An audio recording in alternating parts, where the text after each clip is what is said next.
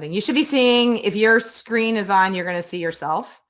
I can talk a little bit very quickly about, you're probably thinking, why am I seeing it like it's Zoom where everyone is, it's like the Hollywood Squares or the Brady Bunch times 10. But it's because I've put in an extension that helps me do that. And the name of that extension, hold on a minute, is, I always forget, is Grid View. So now you're seeing, can you see at the top of my screen up on the right? I just want to make sure. Can you see the time, all that stuff? I'll try to, there we go. Ooh. Hi, Gustavo. We see you nice and big here. Okay. So, so up in the upper right-hand corner, there are a couple of things. I'm just going to talk about the tools up there. So I see myself. I see that I am presenting. Great, whatever. I see the time. That's a new one. This is chat. So if I click on here, I get the chat bar. Okay. And yes, I am recording. Let me go back up again. All right. Let me close this up. So I'm just zoomed in right now. That means a chat came in. There are 67 people in here. Wow, that's a lot. This is the extension that I have. It's called Grid View. And so that way I can see everyone. That's why, and that's an extension that I had to get from the extension store online. There is a grid view within Google Meet. It's not that great, but I'll show you what it looks like. So you should be able to see that when I moved my cursor down, I got another toolbar, and it's sticking there right now. If I click on the three dots, what I like to call the kebab, the bottom right-hand corner, I get another menu. On this menu, I can click on change layout. And I can either click on auto, which will just change the layout as I need to, or I can choose sidebar, spotlight, or tiled, but tiled only goes up to 4x4, so 16 people. So you can change the layout even if you don't have that extension. All right. So a couple of other things about that bottom bar, okay? And this is something that you could teach students, is that it goes away. It hides itself. And so this is where a student would turn off their camera. So I just turned my camera off, turned it back on. If it's red, it's off. To leave the call, students would hit the, I love how it's like the old-fashioned handset for a phone. Does anyone else think that's totally weird? Anyway, but if you click on that, you leave the call. So if a student clicked on that, they would leave the call. One thing I do want to say about Google Meet is that when you create it and the students come in, right? That's great. They can't come in. Sorry. They can't come in unless unless you have the room opened. Okay, it's sort of like unlocking the door, right? You've unlocked the door and they can come in, but if you're not in there yet, they can't be in the room. You also need to be in Google Hangouts Meet or Google Meet. You need to be the last person out. So don't let the kids hang out in there, because they will hang out in there and they'll let their friends in. You actually want to be the last person out. So you have to be the first person in and you must be the last person out. But and then that way you can reuse the link. You can kick out the last couple. Yeah, you can kick them out. That is one of the functions that you can do. Okay, so a couple of other things, and this is something that I think doesn't get shown very often, but there is closed captioning. You guys can actually, whoops, hold on, sorry about that. You guys can actually go ahead and click on that. And when you click on turn on captions, you're going to see the captions. So if you click on turn on captions, you'll see the captions of what I'm saying right now. And they're actually pretty good. In Zoom, there's no automatic captions. So I don't have the captions on right now. I'll go ahead and turn them on really quickly so that you can see what it looks like. It becomes a black bar at the bottom. And actually, I have to click on this screen. There we go. So you can see them. This is really great for students who need it. And you won't even know that they've turned it on, right? And that's fine. That's okay. It's really great, though. Zoom does not have this. I'm just going to go ahead and turn those off again. Okay. So up in the upper right-hand corner, this is the chat. If I click on that, I get the chat on the right. I click on people. So this is what's interesting, is that I am the owner of this meeting. When you're the owner of the meeting, you can go ahead and, let me find someone here. I'll scroll all the way down. Teresa's in here. Oh, Teresa's, you're in here still. Okay. If it would stop moving, I would be good. Okay. Alicia, you're first on the list. So I'm going to click on the little arrow next to you. I can actually pin Alicia, which means that I'm just going to see her. Okay. Want to keep an eye on Alicia. Sorry, Alicia, I'm picking on you. I can hide her so no one can see her. And then I can also remove her from the meeting. Now, that's as the owner. Okay. Now, the problem with that, the difference between Zoom and Meet is that Meet does not really have a waiting room. They kind of do, but not really. Okay. It doesn't function the same way as a Zoom waiting room does. So when I remove someone from the meeting, yes, they can come back in. Okay. But they would have to, leave and then find the link and come back in again. All right. So where am I? I'm at 11:10. I'm trying to think of other things I need to show you. The chat. Let me check the questions in the chat. What's the setting so that they cannot join before you? Mine were able to join earlier than me. So that's the key with using it with Google Classroom. If you set up your, and I'm going to talk about that in a little bit, but if you set up your Google Meet through Google Classroom, then it becomes like a teacher Google Meet. And the students cannot get in there until you open it up. And it's also great because you can keep using that same link over and over and over again. And the kids know where to find it because it's in Google Classroom. Okay. It's always on the banner of the stream. And if you're not using Google Classroom, then I believe though still, because we are education, it should still be working the same way. So with Seesaw, I honestly think that I'm pretty sure, and I'll have to check on this about education and whether or not you don't, as an education, because we have education accounts, that's the way it works. But it's super important that you never let kids be in there and you leave before them. You got to kick them out and then you leave. Can you talk to individual participants privately? No, you can't. You can't send them private messages either. So that's one thing that Zoom can do that you cannot do in Google Hangouts Meet. But again, it just depends, right tool for the job, right? You could open a separate Google Hangout Meet and ask them to meet you over there. That's one way you could do it. That sounds like a lot of trouble. How did I get the reaction tools? Good question. Thank you. That's another extension. The name of that extension is Nod. And if everyone has Nod, students can get it. Actually, it's been whitelisted for students to download. Then you can use it. The students can use it and you can see their reactions. So does anyone have Nod and can go ahead and raise their hand? We can see Ted. Ted's right here, people. Go ahead and raise your hand using Nod. Oh, Dwayne, I'm sorry, it's down the bottom left-hand corner. Dwayne is waving. Okay. Yeah. You can do emoji. It shows up at the bottom, but right now it doesn't. So extensions are third-party applications, and they're written by other people. So sometimes they don't always work. But I really haven't had any problems with Nod. It's worked really well for me. How do you click on an arrow so you can see the next grid of people in your room? Doesn't have that. That's Zoom. Thank you, Dwayne, for putting up the Nod extension. Breakout rooms for discussion. So here's the deal. I'm not going to talk about that today because that's actually, I am going to talk about it today, but I'm going to talk about it as in regards to Zoom. There are ways to create breakout rooms using Google Hangouts Meet. It's a little more time intensive for the teacher, but the positive to that is that the teacher can be in all of those rooms at once if you create it in Google Meet. In Zoom, you can only be in one room at a time.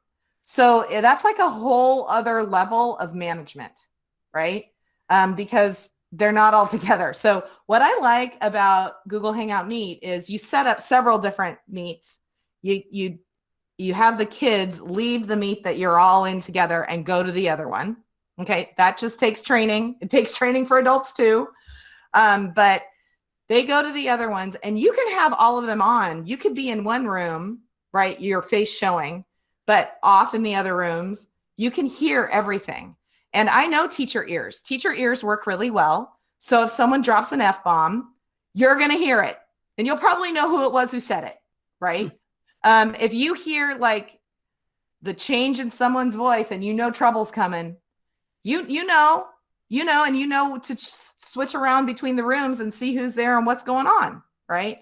You can't do that in Zoom. Once you put people into breakout rooms, you can only be in one room at a time. So if all hell breaks loose in one of those breakout rooms, you may not know it. So that's just a warning on that one. I do have instructions though. If you go to I'm going to put the link here. This Launchpad, I did put in, I created a table that tells you the difference between Meet and Zoom. And it also has a bunch of links to things that can help you, right? So I have a link in there for how do you set up separate rooms in Google Meet, right? If you want to do the breakout rooms. So I suggest checking that out. But I'm not going to be talking about it in this session. But there is a way to do it. So, okay, it is 11:15. So I'm going to talk about Google Classroom and Google Meet. So this is a real positive for those of you who are teaching grades 3 and up with using Google Classroom and Google Meet. But I'm also going to be talking about scheduling through Google Calendar and how you share the link. Okay, so I'm going to start off with Google Classroom. Okay, so here I am in Google Classroom, and I've actually already turned on the Meet link. The way that you do that in a Google Classroom is you go to the settings, upper right-hand corner,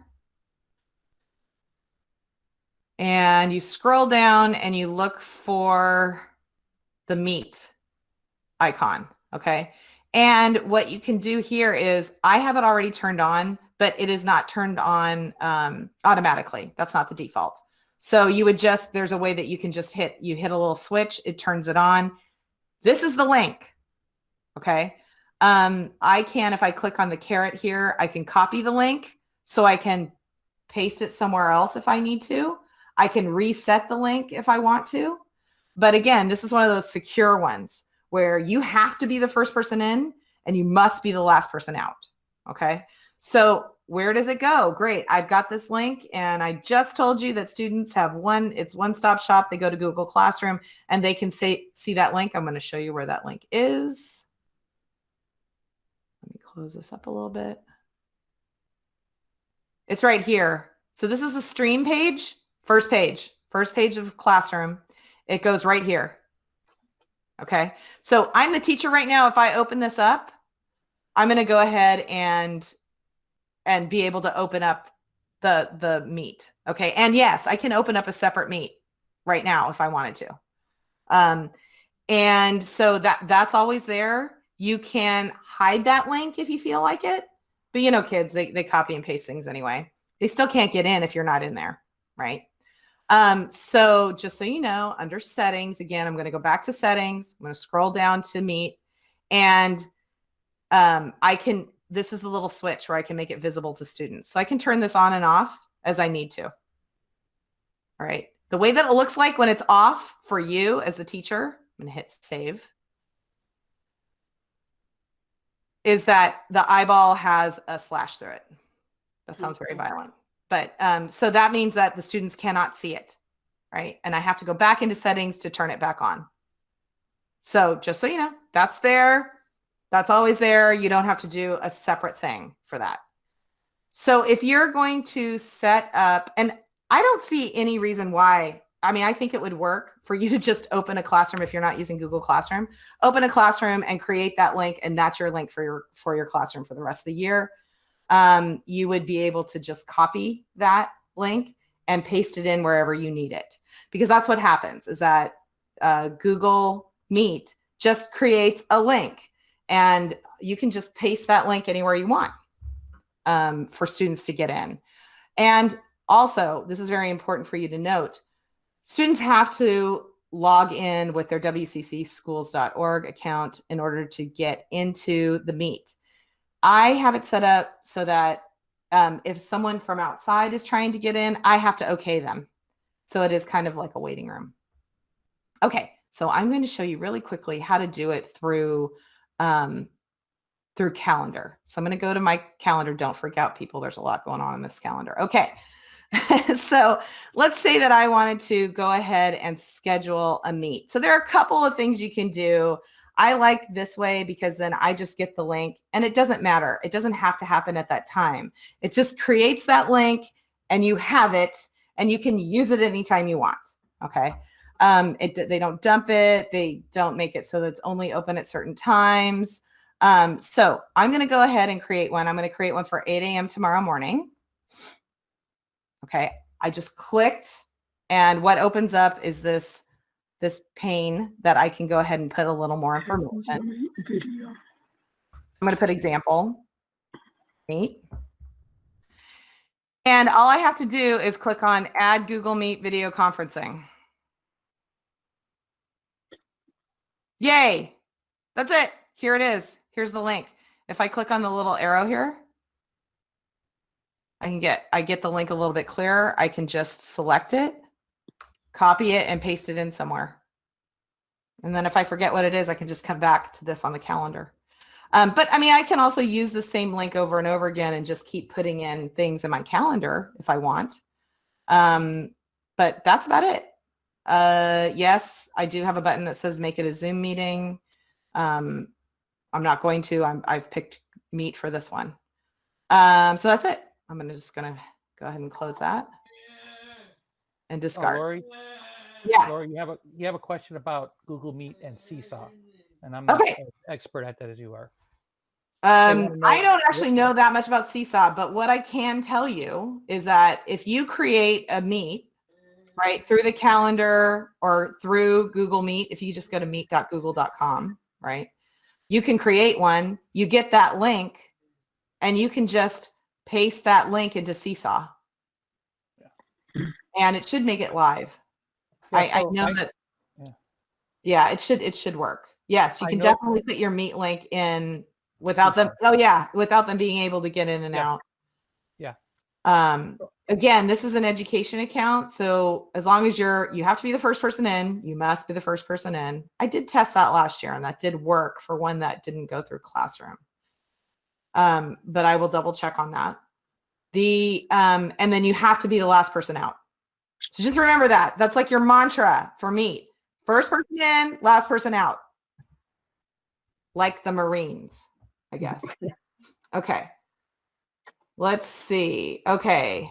I noticed that there's a delay or that I'm frozen. Am I frozen? There's a little bit of a delay. Not perfect. Probably depends on which of my kids is on our wireless. But also yours, it can be your own that creates it. Yeah. So, yeah. But your audio doesn't change usually. Once in a while, good. That's more important. And actually, if you have a student who comes on and they are really super choppy, I have often suggested to people that they turn off their cameras, and then their audio clears up. It's almost like their computer can only take one thing at a time. Dora, you asked if you've created a Zoom account and do you have to create a Google Meet account? You automatically have a Google Meet account because we are a Google shop and everything Google we have already. Also, just so you know, Dora, like I said this at the very beginning, is that you may find that Google Meet works best for you. I've found that Google Meet still works best for me. I am not always using breakout rooms and polls and annotation. I'm not always using that. And so I find that I really prefer Google Meet because it's simpler. It's easier for everyone to use. Let's see. Other questions? How do you make the thumbnail pic bigger? I don't know which thumbnail pick you're talking about, but you can't really make it bigger. Not in Google Meet. You can't make that any bigger. Using the calendar to schedule the meet, does it then link up to Google Classroom? No, you would have to actually copy that one then and paste it into Google Classroom if you created it through Calendar. Can I go over Google Classroom and creating appointments for students for one-to-one meet? I'm not going to do that, Dwayne. I'm not going to do that today. Sorry. That's a lot. I still have several things I need to go over today. Just one more addition to what you've been saying. If you want to have multiple classes join the same meet, you would then create either materials or an assignment and put it in for all the classes you want to have join that one meet. And yes, you could do that. You could create an assignment, or you could actually put it as an announcement. Yeah. And that'll work too.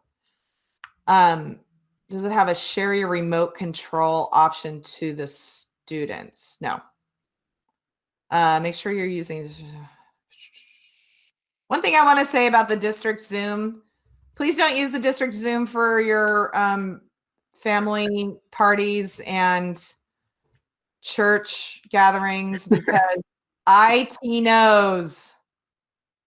They run a report. You need to only use that for WCC USD business.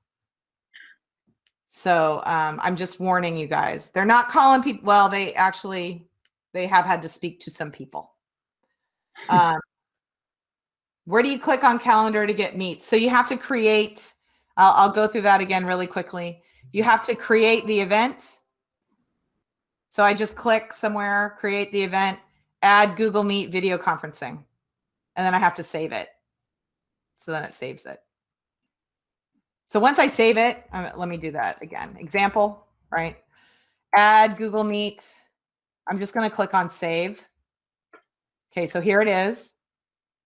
What if I forgot? I didn't copy down the link to the meet. If I click on it here, and if you noticed, as soon as I moved over, it gave me the little copy symbol. So if I click on that, now I have the link. The link's been copied. I can go and paste it wherever I need it to go.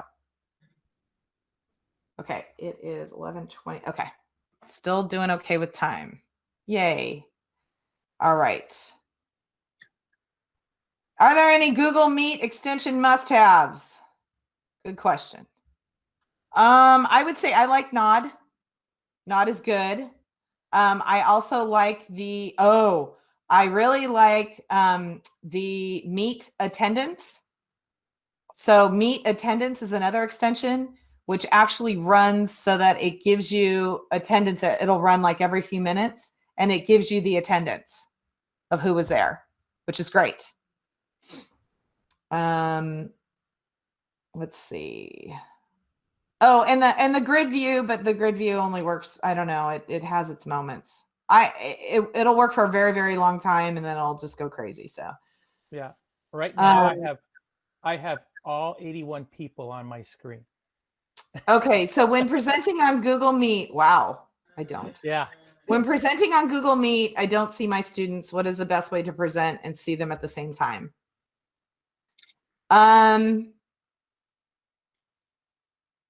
The best way to see them at the same time and present is to have two screens going at once. Like you could have your phone going.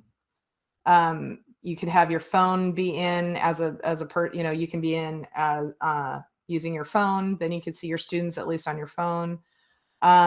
It's hard to present and see the kids at the same time. Do you recommend students use your own TV if you can? Okay, there's a question about do you recommend students always have video on to make sure they're even there and engaged? I hate to break it to you, but kids have figured out a way around that. One, they figured out a way around that. Also, just because they look like they're engaged, they're not necessarily engaged. So that's really up to the teacher. There are other issues that you need to consider, like whether or not the student feels comfortable with their background. There may be things going on in the home that they don't want to show, and there is nowhere for them to go. I would like you to consider that when putting hard and fast rules on like that. There are other ways to gauge whether or not a student is engaged. It could be an assignment that's based on something that you taught that then they can complete on their own time. But something that does not require them showing their faces on the screen. Also, I know, especially adolescents, oh gracious, don't make them turn on a screen. My kid included. Okay, so just consider all the different ways that you can gauge engagement, I guess.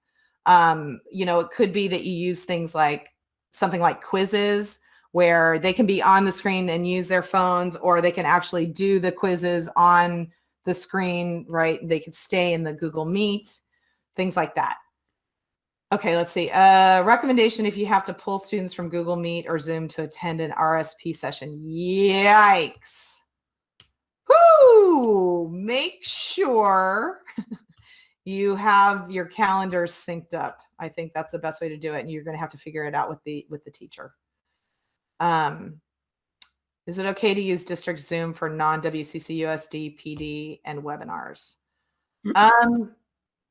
If you're, honestly, you can get a free account with your own personal email. So I would suggest that. I know you're just watching the webinar, and that should be fine. That should be okay. I just wouldn't hold any, meetings on your own with yours. I actually purchased my own Zoom account just so I could use it over the summer, because we didn't have Zoom over the summer, and also for some meetings that I hold. Is the attendance time stamped? Yes, it is. It goes into a nice little timesheet, which is great. So once again, that's Meet attendance. It is, the icon is an apple with a check mark. In our Google Classroom, there's a whole thing about extensions that you need for Google Meet, and I agree with all of them. The one that does not work in that link is, at least they have the old link for the grid view. So just so you know. Split screen for document camera. Let me think on that one. Can you make your own picture bigger, like the same size as the students? If I pin myself to be bigger, I can't see the students, right? Yeah. But there is the other choice, which is under change layout. I believe it's sidebar. So whoever's talking is in the main part, and the kids then would be on the side, and you can just flip through them. Okay. There are a lot of questions. Person raising their hand, that's nod. That's all nod. All this up here in the upper left-hand corner is nod. Need attendance. Okay. Okay. So I'm going to move on, because I want to talk about sharing my screen. So I am sharing my screen right now. You guys are seeing everyone. I'm going to stop sharing my screen just so I can, well, actually, I'm going to keep, let's see, hold on, because this is the hard part. All right. So I'm no longer presenting my screen right now. And there's a bit of this that I'm going to just have to explain to you. And then I thought I had created a video, but maybe I haven't, but I'll put up a video about how this all works. There are 3 ways that you can present your screen. Okay.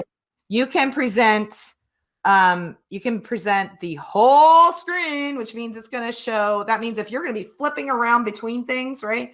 You're going to be going on Chrome, and then you're going to be going on something else, and then you're going to be going on something else. That's the way you want to share your screen, right? The whole screen. That's the whole kit and caboodle, everything that's behind everything. Okay. That's the first way. The second way is a window. So for instance, this is the window that I have open right now is Chrome, and I have several tabs opened on it.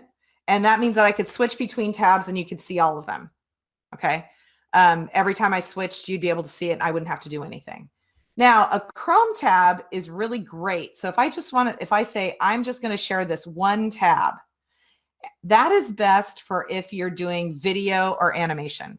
Okay. So that means if you're going to show a video and you need to have the sound, that will work. Otherwise, it's hard. It's a little bit hard to share sound. A lot of times it doesn't work unless you have like an external speaker or an external microphone, like something like this. So I have an external microphone. Okay, so let me just explain this really quickly. So when I hit present now, I get these 3 choices. So I'm going to present my entire screen. What happens is, and this is where people get stuck, and you can't see this right now, this little window comes up that has a picture of the screen that I'm looking at right now, and I can't click on share, okay, because share is gray. So I'm going to click, what you do is you click on the picture of your screen, and then you click on share. So now I'm sharing my screen with you. So if I flip around here, you'll see all these different things. You can also see if let's see, if I share with you another window, right? You can see that this is like behind my main window right now. So I am sharing everything with you right now, right? So let's see, I'm going to go back to my Meet. So right now I'm still sharing my screen. I'm going to stop sharing my screen. If I click on you are presenting and hit stop presenting, I could also hit that little button down there. I will stop sharing. Okay, so there are 3 different ways to do it. When you share the screen, you have to kind of go back and forth, right? You can look at your screen that you're sharing and talk about it, but then if you need to check in on your students, you got to go back to the tab that has Google Meet. Always remember, the tab with Google Meet has a red dot on it. Even if it's not recording, it has a red dot. So that's an easy way to remember. If you have a million tabs open, which is something that I often do have, it's a million tabs open, I just remember that the one with the red dot is the one that is the Meet. Okay.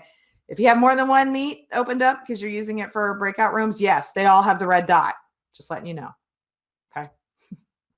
So that's one thing. All right. So that's sharing your screen. That was really quick. Let me see. Questions? I have Ted and Teresa on the case. One question on whether kids can share their screen. Yeah, I believe so. When you guys go down to you should be able to see present now. If you want to click on that and see what that looks like, you can check that out. Yeah, I'm pretty sure. Yeah, students can share their screens. And can I disable it? I'm trying to remember. I don't think I can. The number of, so Ted is presenting his screen right now. And is it, so Dora, you're asking, is it alphabetized? The grid?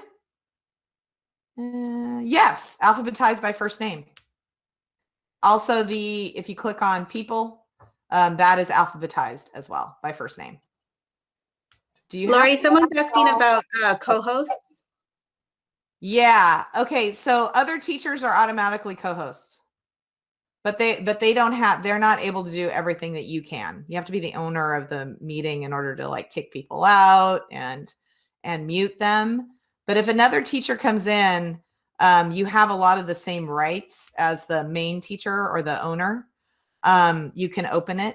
You can open the classroom. You can open the Meet without the teacher being there because you're also a teacher. Just so you know, and please no one do this. You can actually turn the recording on and off as a teacher going into another teacher's Meet. So right now, if you wanted to, you could turn off that recording. Please don't. I'd appreciate it if you didn't. So yeah, teachers do have co-teachers are kind of like co-hosts, and I don't have to designate them as such. The other thing is the waiting room is something that you have to have in Zoom. They're about to institute that as you must have that.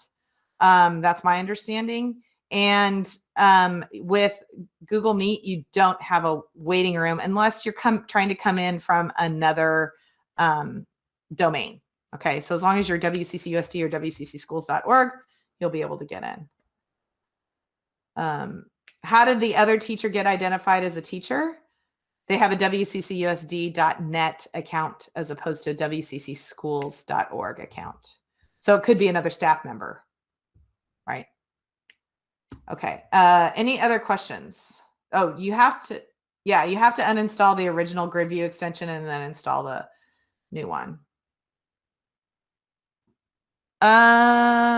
Huh. I thought that no, I'm pretty sure the red dot's always there because I've been in other meetings where I've like lost focus and gone to another tab, and then I've had to very quickly go back to the Meet tab. Let's see what else. Heard the Google Meet recording goes to your Google Drive. Yes, it can. You don't want it to go to your laptop's desktop because it will take up a lot of space. That's where the Zoom ones go, is they go into one of your folders on the hard drive. And you have to be careful with that because it's going to take up enough space where you're not going to be able to put anything else on your hard drive. So consider that. It's actually, you can go ahead and download it if you really want to from Google Drive. I personally think that it being in Google Drive is the best place for it. Do you have to be invited from each teacher or just have a all you need is the link. All you need is the link to a Meet. The same with the Zoom. All you really need is a link with Zoom because it incorporates the password, even if the teacher created a password for it. A lot of times those invitation links include the password, and that's for Zoom. How many participants can there be in a Meet and in a Zoom? So in a Meet, it's 300. In a Zoom for teachers, it's 100 right now. Zoom for administrators, it's 300. Do you have to record your class sessions? You'd have to go back and look at the MOU. We suggest that you do. And the reason for that is for those kids who missed your class. We have students who, for whatever different reason, they all have different reasons for not being able to attend class. This would be just really good for them because also, not only that, but kids don't always get stuff the first time around, right? Adults don't always get stuff the first time around. So it's just a really nice thing for kids to be able to go back, or people to be able to go back and re-listen, right? They can slow it down while they're listening to it, whatever works. How do you record a meeting? Okay, now's the time. I'm going to go over recording meetings now. Okay, the way recording works, let me go ahead and share my screen again. So you're seeing my screen right now. And as you can see, I have it now set up so everyone's here. Hi, Kendra. Sorry. Now I'm seeing everyone. Okay. Here comes my screen. Okay. So you're just seeing yourselves again. Okay. This is how it works. You should see thumbs up if you can see the big white toolbar at the bottom, where I have the, video, I have great. Okay. So down here at the bottom, there's the kebab, AKA the 3 dots, kebab. Click on the kebab. And this will actually say start recording if I'm not recording. Okay. I don't want to stop it yet, but that's where you start your recording. Is there an automatic recording? No, there isn't. Okay. So you need to remember to start it. When you record a Google Meet, it also records and gives you a transcript of the entire chat, which is awesome. Okay. Because that's helpful for some people because maybe there were links in there that people wanted, and for me, a lot of times it reminds me of what we talked about without me having to watch the video. Okay. So that's how you record. Once I'm done recording, what it ends up doing is it sends me an email and says, okay, your recording's in Drive now. And it dumps it right into Drive. From there, then you guys are probably wondering, well, that's great. It's in Drive. So there are a couple of things you can do from that point. I have not created a video for this yet, but you can upload it to YouTube and make it private. What's the positive of doing that? The positive is that you can have it does auto translate into many different languages. Is that auto translate perfect? No. And it's captions. So just so you know, it will auto translate though, which is really, really cool. That's definitely a positive. Again, it's not perfect. I'm pretty sure it's not perfect. But it's better than nothing. So that's one thing it can do. The other thing is that through YouTube, you can actually set it up so that you have a playlist. It could be the playlist for the month. It could be the playlist for that unit. It could be whatever. And it's really great because then kids can go back and watch all of them, one right after the other, and they don't have to be clicking on different things. All right. So you can create a playlist. The other way that you can share is if you just have it from Google Drive, you don't do anything to it. You just leave it the way it is. All you got to do is share it. through Google Drive, just the way you would share anything else, right? Where everyone with the link can see it, or, you know, you just share it with people who are within WCC USD. At that point, then you can go ahead and attach it to something in wherever. You can attach it to Google Classroom. You can post it to Seesaw, whatever works for you. So there are a lot of different ways that you can work with it. And that's the same with the Zoom videos as well. It's just that the Zoom videos go directly to your hard drive. And in order to share them, you would have to upload them somewhere else. You have to upload them somewhere else. Okay, let's see. We don't need family permission for posting privately on YouTube, right? Nope, you don't. You just got to make sure that you click on that thing to make it private. How do you post on YouTube? So I haven't done a video about it yet. I was kind of hoping to find a video that someone else did a little more professionally than I'm going to do. But I haven't found one that works for me. In fact, I found a lot of those YouTuber people, when they're explaining something on YouTube, they like to talk about themselves and subscribe and all this other junk. So I don't like that. So I am probably going to give up and just go ahead and make a video. But basically, very simply, everyone here, Google, everyone has a Google account here. That Google account has a YouTube account as well. So yes, you all could be YouTubers. You could all be educational YouTubers. Go for it. Especially because I'm not always finding things that I like. But hey, if you're looking for something, you can't find it, you should make it yourself. That would be awesome. I want to suggest really quickly, there's a lot of like consternation about student faces showing. One thing that I have noticed is that as long as the students have their microphones off and they don't talk, their video never shows up. And then in that case, you wouldn't want to use the grid view, right? Because then if you do the grid view, that's going to, I think that records. But generally speaking, when you record a Google Meet, it just records the person talking. So when I go back and look at this video, even though I have been using grid view, I'm just going to see myself because I'm the person who's been talking. I'll see a little of Ted because he spoke a little bit. I'll see a little of Teresa, and I'll see a little bit of Dwayne. Okay. And I will see the screens that I shared. Now, in that case, because I shared this screen, yes, might see faces. So, but if you're just keeping it simple, it should be all right. And it should just record the person who's talking, as well as whatever screen is being shared. So that would mostly be the teacher. Yeah, that's why it's good to have two screens. Yeah. You know, you present on one, you have everybody else on the other, and all that's going to happen is the person who's talking is the only one who shows up with the present screen, and you're good. You're good. And the best practice is don't start recording until it's time to, it's what you want them to hear, and then stop recording before you finish, and then you have a nice clean, you have a clean copy. Right.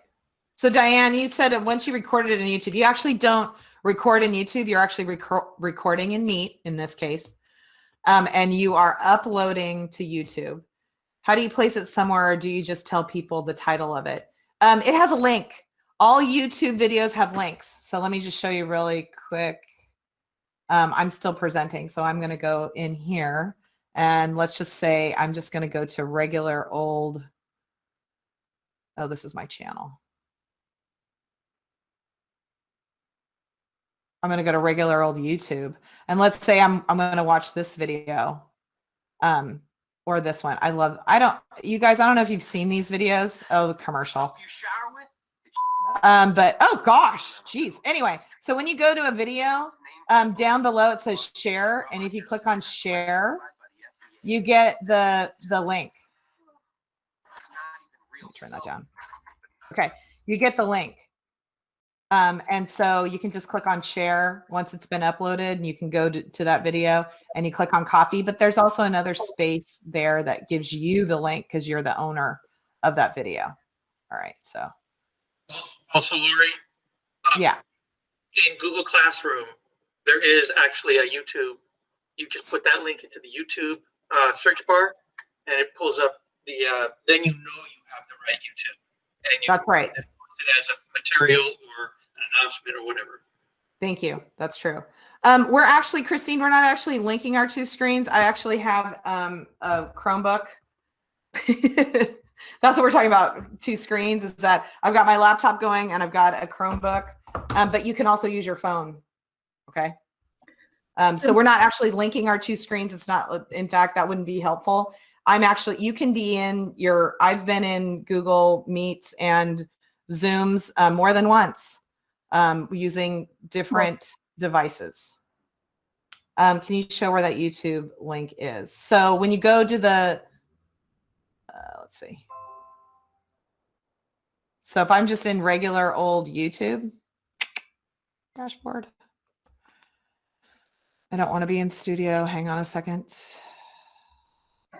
No, Laura, I was wondering where the link was in Meet, not. Oh, the Meet link? Yeah. Okay.